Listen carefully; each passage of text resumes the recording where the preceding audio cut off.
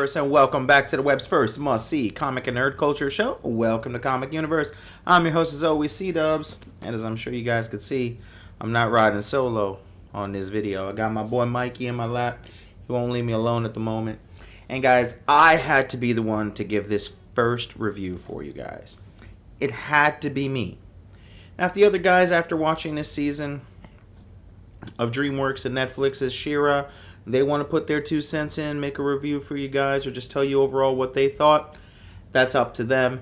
And if you guys want that and you want to know what they thought, definitely let us know in the comments below. That's the only way I think they'll get around to doing it. But I had to be the one to do this. This is my generation. This is my, this was my first fandom. This universe, the Masters of the Universe franchise is what first introduced me into any fandom, to be honest with you. And obviously with She-Ra being a spin-off to that, I was just as much a fan of She-Ra as I was of He-Man, and I was not afraid to go and collect She-Ra toys when I was younger as well. My parents got me them then, and to me it was part of the Masters of the Universe.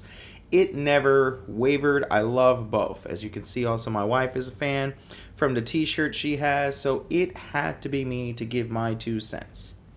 Alright guys, so as always on a review for us, I'm going to give you the good, I'm going to give you the bad, and I'm going to give you the badass, okay? So first and foremost, let me give you the good. Alright, straight up. Alright, Rotten Tomatoes score has this at 100% for critic rating. I wouldn't give it that much, to be honest with you, but it does have a 40% audience rating, if you will, and to me, I think that's absolute bogus, straight up bogus.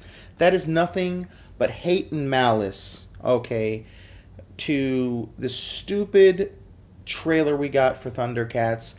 And if you're a fan of the current Ninja Turtles that's on Nickelodeon, this is not a disrespect to you, and I'm glad you enjoy it, but the stupidity of the Ninja Turtles, dumbing it down is not the way to do it, okay? It's just not the way to do it. Don't treat kids like they're morons, okay? My generation didn't do that, and again, I don't want to talk in any other generation, but there are current cartoons that treat kids and children over the last 10 to 15 to 20 years like they are morons, okay, and dumbing it down for them. That's not the way to make society run better and how to entertain our kids, okay? That's just my 2 cents on that. But I do like some dumb things too. There is a place for it, but when the majority starts to, be like that, then we start to have issues, and I probably sound like a grumpy old man at the moment. But trust me, I'm not, because this show I did like. I really did enjoy it. I was able to go into it with an open mind because Voltron allowed me to see with an open mind. The previous Ninja Turtles on Netflix allowed me to see with an open mind, have clarity, and go in and see what this had to offer. Alright, so with that being said, like I said, here comes the good. The voice acting on par. Alright guys, now in the lead role we have Amy Carrero playing Adora and She-Ra. Voice acting again on par, top notch. I could tell her heart was in it. She seemed to be having fun. Her voice was very enthusiastic. And overall, she did a really good job. We have the character of Glimmer, played by Karen Fukuhara. She did a great job too. And again, a lot of energy, bubbly. The voice was a million times better than what we had in the original. If you don't believe me, go back and watch. It's on Netflix. Watch the first episode. Okay, when we get to Glimmer's voice, it's like nails on a chalkboard. You want to put a drill to your head. It's that bad. She did an amazing job in comparison. Then we had the first and biggest male protagonist in this show, and even in the original, Bo, played by Marcus Scribner. He did a good job. At times I thought he sounded a lot like Chris Griffin. Maybe it was just me. I don't know. At first, it pulled me out at first, but overall, I started to like him. He did a good job. Bo is not bad here. I wasn't sure if he was going to be portrayed as being gay, which is not a problem. But at first, that's what I thought the route they were going. But I don't think that's the route they actually ended with. In fact, there's some evidence to prove within the show that he's not. But again, it's just because is for a younger audience, and honestly, probably a younger female audience. He's just a little more bubbly than most guys I've ever known in my life, if you will. Up next, we had AJ Machaka as Katra. She actually had a really huge role in this show, a lot bigger and a lot grander than in the original, if you will. In the original, she was just another henchman, another villain, if you will. But overall, she did a really good job. I really liked her, and I actually think this is a far better incarnation of the character, and the voice acting by AJ. She did a great job. Then we have Lorraine Talsane from Orange is the New Black fame, if you will, playing in the role of Shadow Weaver. She is essentially second in command of the Horde. She is the mother figure to both Katra and Shira, if you will. And she does a great job. She's evil incarnate. She's also very good at pulling the role of the Starscream of the group. She's kind of, she's there and she's serving, but if she had the chance to take over, she definitely would. We have Keston John.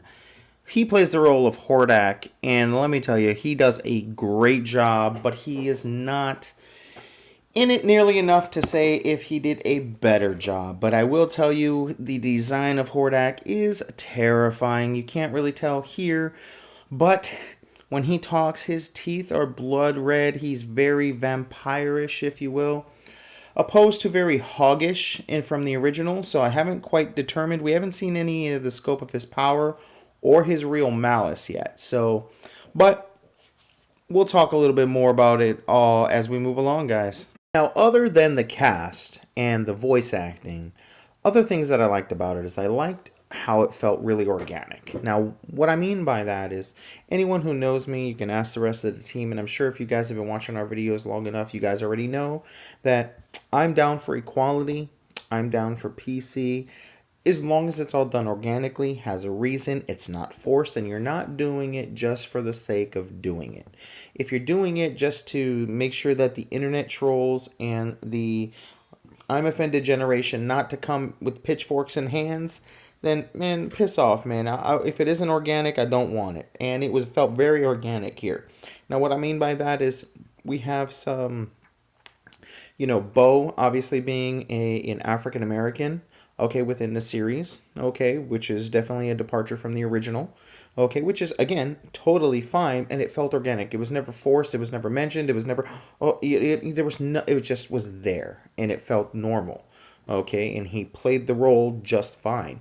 We do have some gay characters in the actual show, which is, again, totally fine, okay, and it is good to have representation of the LGBT community, absolutely. Okay, but when it's just forced in and randomly pops up and it's such a big deal and it's such a big part of the issue and it's just over and over done with, it loses its genuineness. And for instance, I'm a huge fan of the CW superhero shows, if you will, the Arrowverse. But the Arrowverse, many times they'll drop a member of that community in there, and it's such a big deal, and they drag it out and they focal on it too much, listen. You lose your genuineness. You're not doing it for the right reasons then. This show, I feel, does that. Okay? Some of the liberties that it takes, it does it in such an organic way that I like it. You have full-figured girls in here. You have, Shira is essentially an Amazon, and it's mentioned, and then that's it. She's mentioned she's 8 feet tall. You see her towering over her friends, but it's normal. Okay, it makes sense. It's plot driven, and once they touch on it, they move on from it, and it's never like the craziest thing ever again. So that's what I mean. I really enjoyed the genuineness and the organic feel of this show. Now, the action is good also on this. Every episode had some relatively good action. And I did find myself enjoying the artistry, the color schemes, and it was very magical and whimsical, and I felt like I was on a different planet for sure. It's time to get into a little bit of bad, okay? Now, what I didn't like about this. Now, there's going to be a spoiler alert here, but I think it's better for the audience and for all of you out there in the universe to know this up front if you didn't already know, okay? Because I can see this particular one thing ruining it completely for you. Like, the fact that it's not there can drive you nuts, okay? And it kind of did me, but I kind of knew that it wasn't going to have anything to do with. So there's no He-Man in this. There's no mention of He-Man. He-Man has nothing to do with it. The Masters of the Universe have no connection to this. Now, before you turn this video off, disregard everything that I am saying and just go and give it a rotten score. Okay, listen for a second. Now, let's go back a few years, okay? Back to the 80s. We had He-Man. It was doing great. There was no mention of a sister, no mention of a twin sister, no mention of a Dora, no mention of another sword. Who knows where that came from, right? They decide, oh, we need to make a spin-off geared towards the girls. The girls can start making some toys and we'll make some more money, right? So they do some alterations, some twists, and all of a sudden there was a daughter that no one ever mentioned and all that jazz, right? So they were able to make us believe that this whole other section of the universe existed, right? And the Horde was around and he was Skeletor's mentor and all that jazz, right? So if we could accept the change in He-Man's backstory to accept Adora, let's just wait and see what they do, okay? Because even though there's no mention of Eternia, there's no mention of Adam, there's no mention of He-Man, okay, the Sorceress, there's none of that at all. What we do get is probably the thing that is the most important and the thing that linked them together to begin with. She does mention Castle Grayskull. We never see it. It's actually, I don't believe, on this planet, okay, or dimension, whatever you want to call it. It is not there, okay, but she does say, for the honor of Grayskull, to essentially morph and turn into She-Ra. So there is that connection, and that is probably minus them being related, okay, in their normal human form. The most important thing about She-Ra and the connection to He-Man and the Masters of the Universe is Castle Grayskull. And she does say, for the honor of Grayskull, to change. Alright? So, let's give it some time. Let's see. There may be some progression in Season 2. Who knows? We can get total role reversal where He-Man is introduced through She-Ra in this generation. And that's fine. So, let's just give it some time. Now, if it's never mentioned, sure, we can have a final review and then just totally say, look, it wasn't worth it. But let's see what we have. Let's see what's going to happen here, okay? Now, I can see that, again, that is a part of the bad, okay? But again, another good is she does mention Castle Grayskull. Another part of the bad, okay, is some of the handling of the bad guys, if you will. Now, they do get a lot more time to shine and a lot more individuality, if you will, far more than the original show. But what I mean by the way that they're not really treated is in the original show and just in Masters of the Universe in general, part of what was so cool about it was the villains. You know, all the weird, wonky, crazy, kooky, scary, terrifying things that they could do, and the differences between them. They don't focus too much on it. Like, for instance, Catra, I loved her. She's so much better in this compared to the original. But there were a couple of things that from the original I always thought was cool. That she purred, kind of like Catwoman used to do in the 60s TV show. You know, every once in a while she'd be like, that's perfect, you know? Or she had this magical ability with her mask to pull her mask down and turn into an actual panther, okay, with a cool vest, if you will. It had blades on the top of it, and she was essentially a wild beast, and she could attack. Here, she's actually like a cat humanoid, a werecat, if you will. Well, a werecat would insinuate that she can go into a human form. She's just an anthropomorphic feline, if you will. She's awesome. She's skilled. She's very quick. She's agile. And she's a great combatant for She-Ra, because She-Ra is the brute strength, if you will. And she's the quick, nimble cat fighter. So it's really good. Parallels, yin-yang type of thing. I love it. I get it. It's rock solid. I love her eyes. They're two different colors, like sometimes you'll see in actual cats. But again, like that was something, a cool little feature of her. Now, I guess she has some more features, but you know, and then you have some of the other like iconic characters. We get a glimpse of Grizzlor. He doesn't really do anything. He's just more so a background character for a second. We don't see Leech, which was always my favorite member of the Horde, and I think most people's favorite member of the Horde. We don't get what was his name, Mantena. We don't get him at all, and he was like the lackey. He was like in every episode. He was the punching bag for Hordak. We don't get him yet, so we may get them in future installments, which is totally fine. Or maybe there'll be even bigger deals, as Catra assembles a team or an army. Now, we do have a couple of other cadets that, Adora and Catra were raised with. But again, they're very minor and they don't really do much. We have a lizard guy. He doesn't do nothing. I thought maybe they'd call him Whiplash. And I thought that would be kind of a cool Easter egg. They don't mention his name. At least I missed it.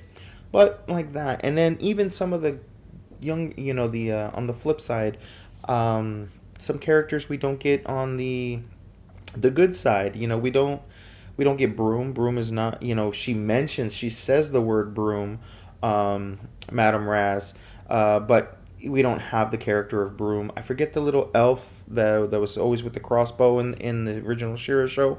We haven't seen him yet. And Cowl, who was one of my favorite characters in She-Ra.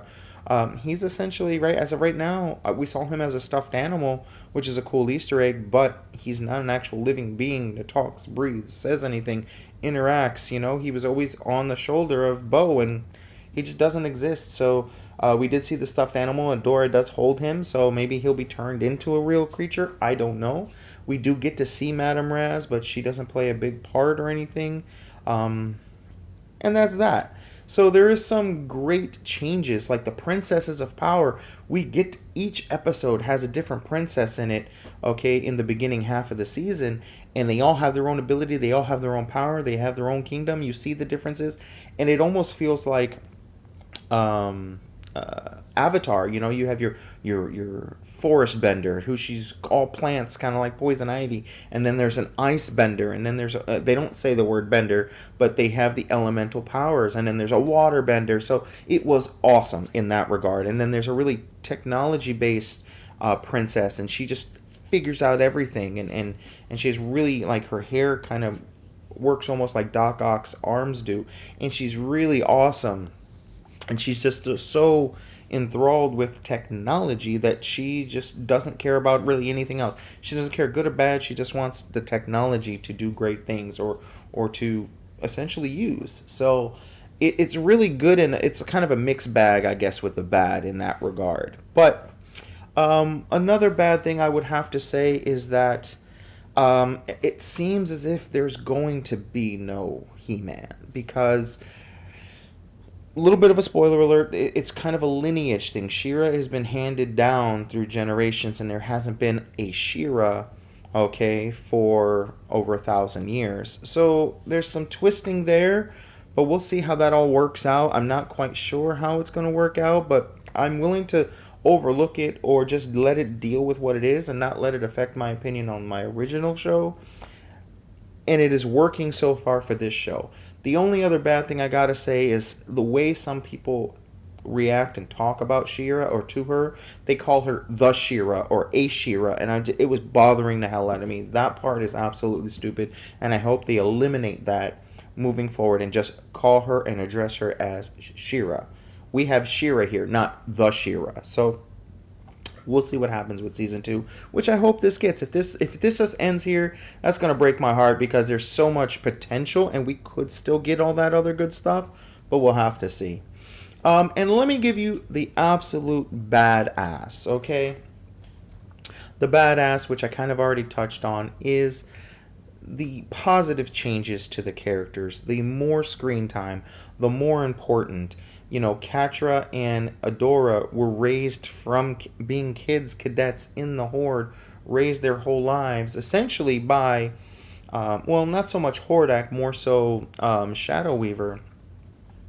But, and she favored one. So that favoritism thing is there. Adora was always Hordak's favorite, and here she's Shadow Weaver's favorite. And Hordak sees how great in her potential, so he makes her the Force Commander. And there's some jealousy with Catra, even though they're almost like sisters, but just like brothers and sisters, I mean, we don't always get along. There's sometimes jealousy and sometimes envy and sometimes resentment. Okay, and until you can work through them, and sometimes you realize they were all for no reason, but sometimes you can't. And as of right now, there's that conflict between them, and that's why they're both on opposite sides. And she didn't go with Adora to the rebel base, if you will. We do get Seahawk, Captain Seahawk. He's pretty cool. He's kind of a hoity-toity in some ways. He's kind of very flamboyant, but again, I think that's just a part of the show. He's not portrayed as a member of the LGBT community. He actually is in love with one of the princesses. He portrays himself as a macho guy. But the show is really flamboyant. You gotta understand that it's not necessarily made for a 30-year-old man like myself.